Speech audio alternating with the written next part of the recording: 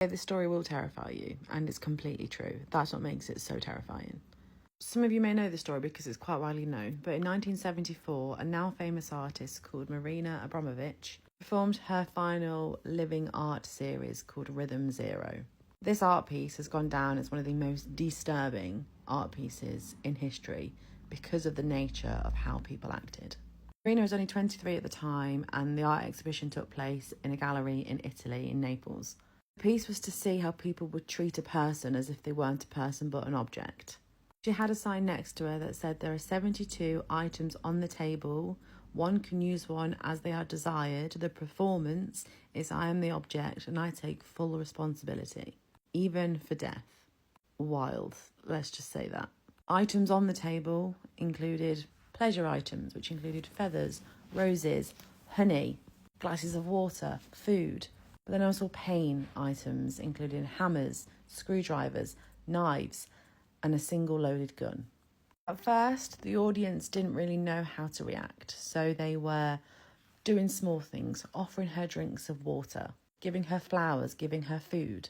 But very, very quickly, when they realised that they weren't getting any reaction out of her, they started to get worse and worse with their behaviour. The first turn was when a man used a pair of scissors to cut off her clothes. He cut off her top. No one really knows exactly how many people were there, but the whole duration of this art piece ran the full 6 hours. But it's believed that the same audience members stayed there. They never left. They wanted to see it through, and there might have been about 100, and a majority of them were men. They started to write offensive words on her body, spit at her. Somebody used a blade, cut here, and then drank the blood.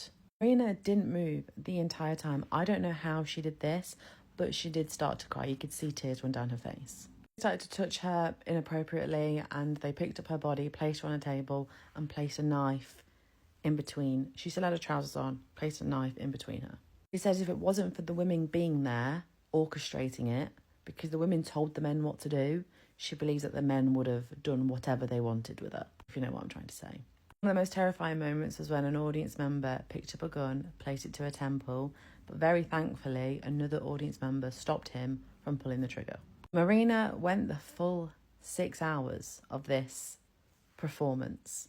I don't know what the most terrifying part of all of this is when it ended and when she walked towards their audience, they all ran away and left. Because finally they had to face their actions and they didn't have the balls to do it. They all ran away and they all left. It blows my mind how quickly people can change, especially in large groups. And there are so many cases in true crime of people egging each other on in groups to do things. And it terrifies me. The fact that she did this for an art piece screams so much. People are awful and they are terrifying. There are lots of pictures on this online. Have a look. Marina also has done a lot of interviews about this. Something that prompted me to talk about this is the lovely Bonnie Blue is doing a petting zoo where she's going to put herself in a glass box, tie herself down, and let men do exactly what they want to her. Wild comparison. Yeah, let me know your thoughts on it.